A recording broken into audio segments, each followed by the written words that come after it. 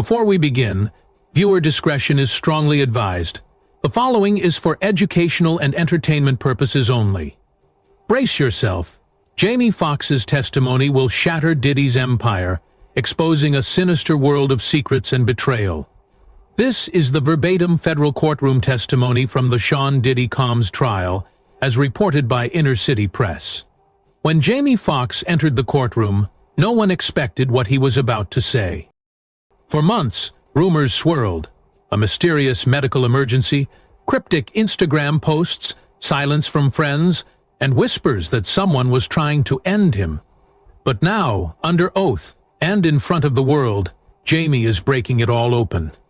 He's naming names, revealing what he saw inside Diddy's infamous parties, and exposing the dark truth behind the industry's most powerful elites. With his voice sheddy, but his hands shaking, Jamie declared, "They tried to kill me, but I'm here to bury their lies." What follows is a testimony packed with secrets they swore would never see daylight. From missing footage to hush money, to the people who told him, "Stay quiet or you're next." This isn't a conspiracy theory. This is Jamie Foxx's story, and it might be the most explosive moment of the entire trial. Jamie Foxx took the stand wearing a tailored black suit and a face that showed every ounce of the storm he'd weathered. The courtroom was frozen in anticipation. He hadn't spoken publicly since his mysterious hospitalization, and now, instead of a press release, it was sworn testimony. "They told me not to come here," he said calmly. "They said, if I talked, I wouldn't make it to the courthouse. They texted me, 'Speak and your daughter's done.'" His statement hit like a freight train. Jamie's voice didn't shake, but the weight of it carried through the room. He looked directly at the jury. "But I've already been through hell, and if I don't say this now, I may never get another chance." Jamie explained that before the so-called medical emergency, something far more dangerous had already begun. He started noticing he was being followed. Same black SUV, different cities, and no license plates, he said. "I knew I was being watched. I just didn't know why yet." Then he detailed an incident just days before his collapse.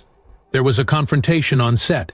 Someone I didn't know tried to shake me down for $35,000, 0 cents. Said they had footage of me at a party, and that it could change everything if it got out. I didn't know what the footage was, but I knew who sent them. He sneered. "Diddy says, pay or your life's over." Jamie recalled, his eyes blazing. Jamie says he called the cops immediately, and the person was removed. But the message was clear.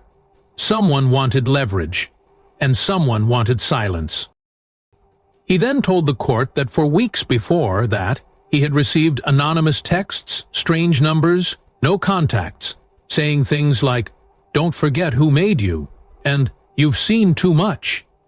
He brushed it off at first, thinking maybe it was a prank, but when his assistant got an email referencing Jamie's daughter by name and the school she attended, he knew this was serious.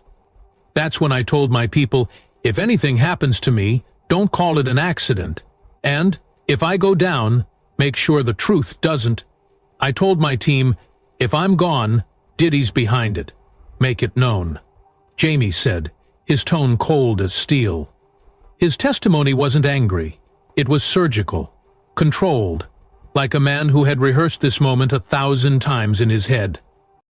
"I almost died, and not because of a random stroke or a vaccine or some medical complication. I almost died because I knew too much, and I started asking the wrong questions."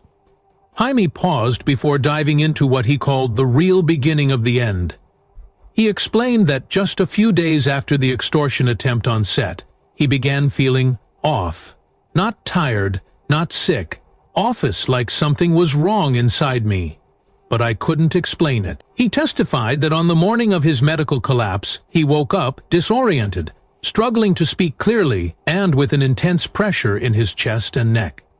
"I couldn't move my arm. I couldn't talk. I was looking at people trying to ask for help, and no words were coming out. His security team rushed him to the hospital, where the initial diagnosis was vague. Possible neurological event. Stroke, seizure. They didn't know. But I knew, Jamie said. I knew it wasn't natural. I told my doctor, check for poison. This was no stroke. Jamie insisted, his voice fierce. What followed was weeks of silence.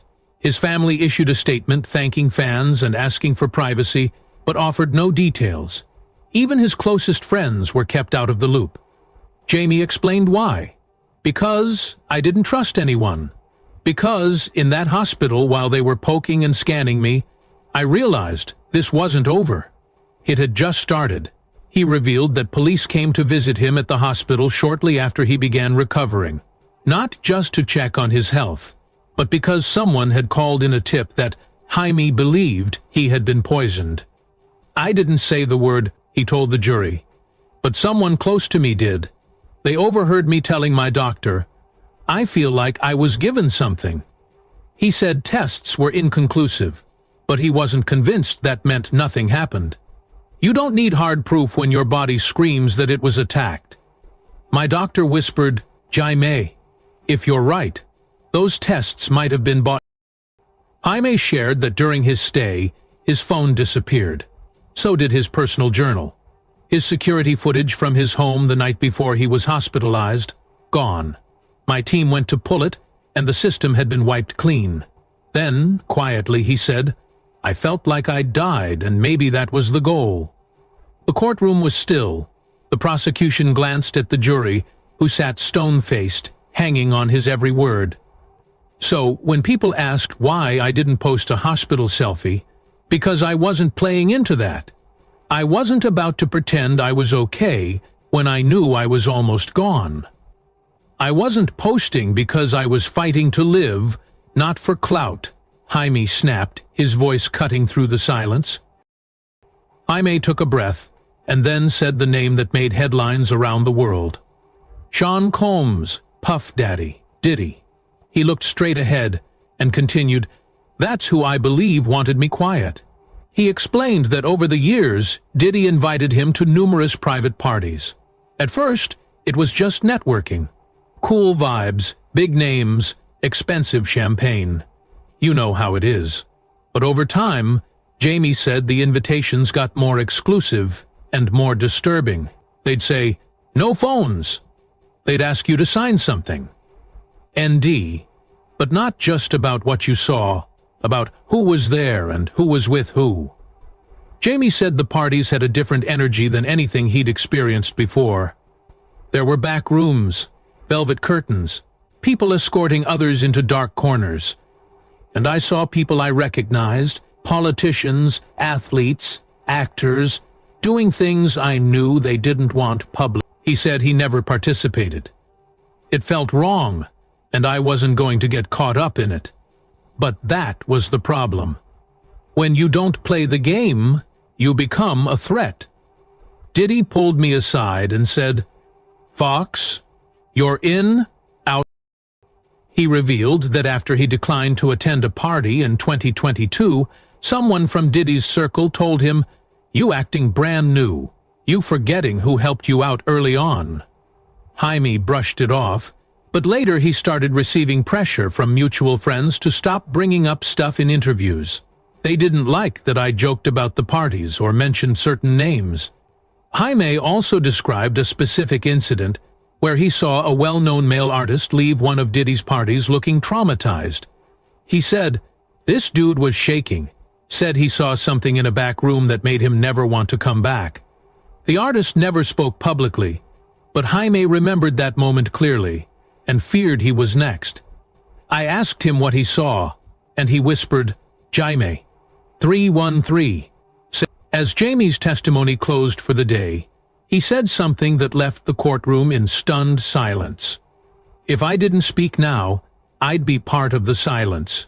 And silence is what they've used to control everyone. But I'm done being quiet.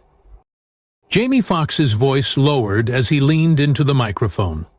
This is the part that's haunted me for years, he said, because what I saw didn't make sense until I looked back. He began by referencing a seemingly innocent interview clip that had gone viral, the one where he casually joked that Nick Cannon had once slept on his couch at age 13. It was a laugh. Jamie looked out at the jury. Nick wasn't just crashing, he was escaping. He described how Nick had confided in him about strange encounters and being introduced to the industry in ways that made him uncomfortable. Jamie said, "Nick told me, you saved me, man.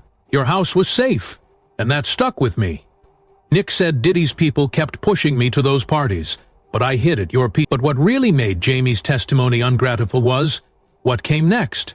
The moment he directly connected these stories to Diddy, Jamie claimed that several young artists, boys and girls, had passed through Diddy's homes over the years, some disappearing from the spotlight without explanation. You look back and realize they weren't rising stars. They were collateral. The implication was undeniable that the grooming and exploitation extended far beyond parties, that it was systemic, and that powerful people knew about it and said nothing. The room grew heavier as Jamie Foxx took a moment before speaking again. "Now I'm going to say a name," he warned, "and I want everyone to listen carefully. Kim Porter." Jamie's voice cracked slightly as he said it. She wasn't just Diddy's ex. She was a mother, a businesswoman, and she was scared. He told the court that Kim had once confided in him at a private event just a few months before her death. "She pulled me aside. She didn't smile. She didn't talk about the industry. She said, 'Be careful who you trust, Jamie. There are people watching us.'"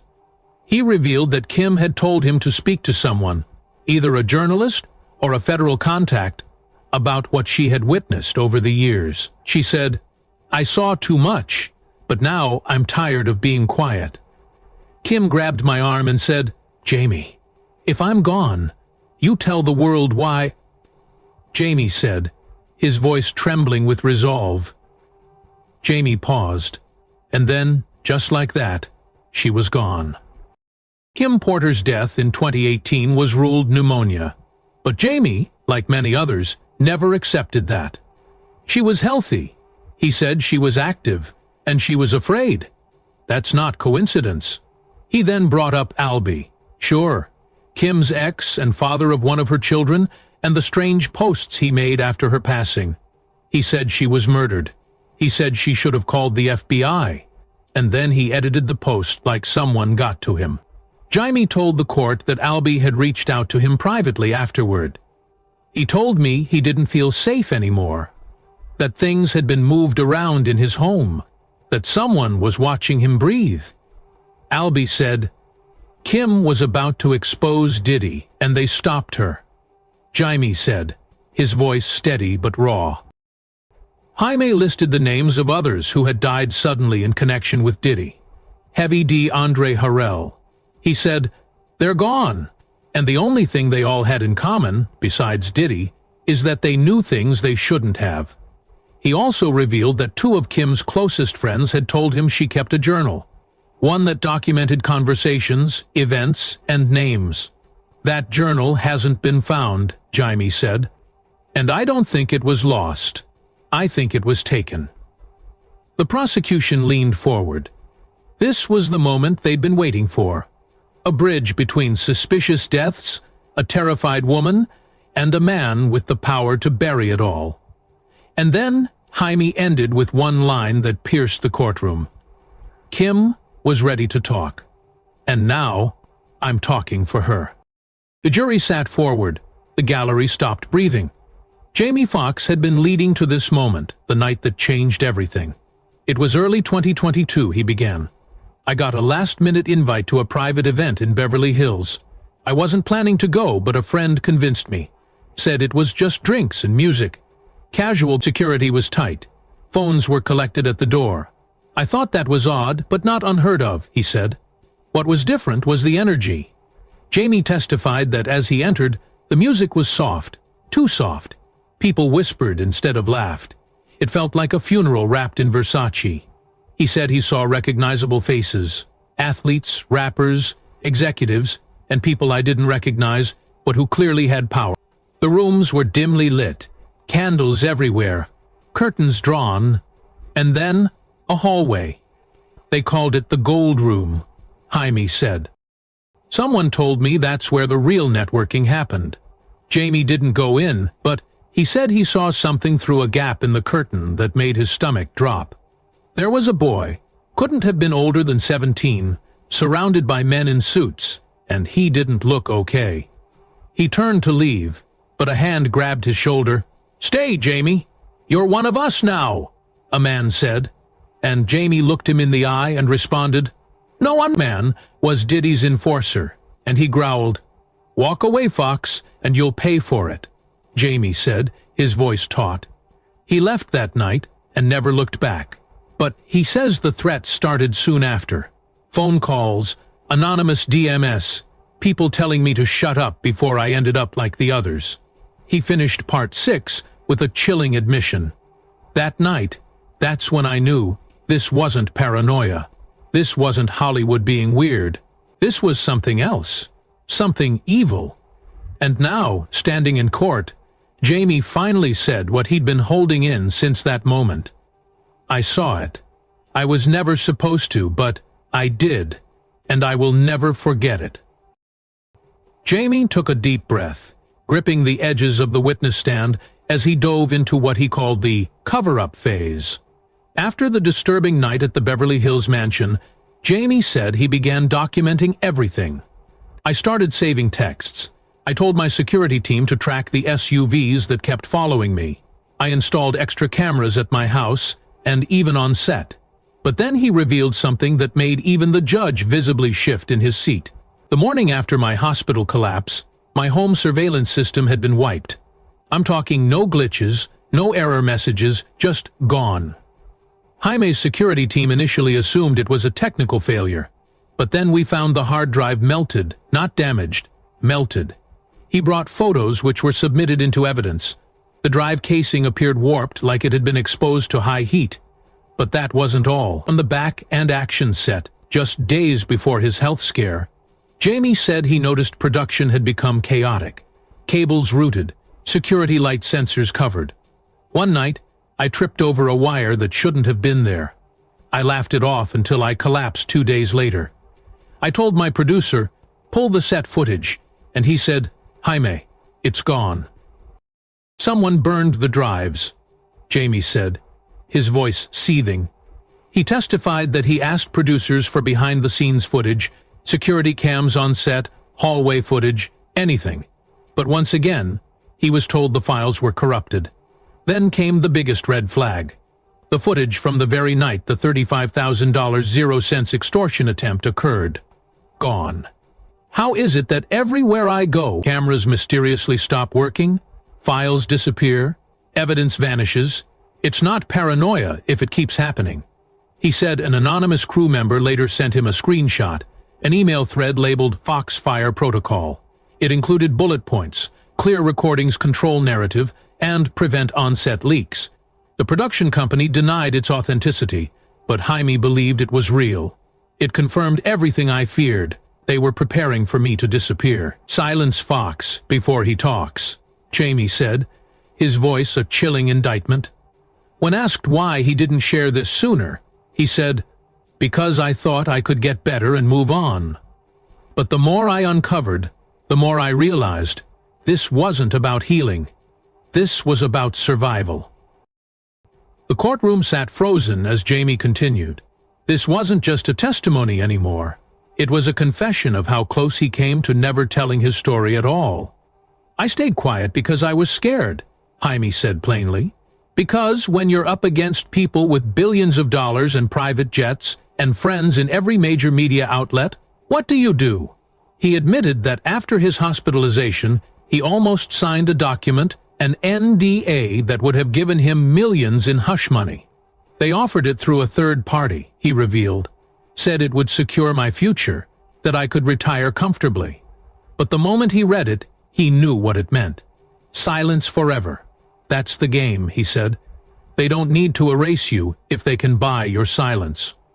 A lawyer showed up and said, "Sign this, Jamie, or Diddy makes your life hell." Jamie revealed that a close friend, someone still working in the industry, begged him not to testify. He said, "They'll never let you work again." And I said, "Then I'll do something else, but I'm not dying with this truth inside me." He then explained what changed his mind. Seeing Cassie Ventura take the stand, I watched her shake but not break, and I thought, if she can do it, I have no excuse.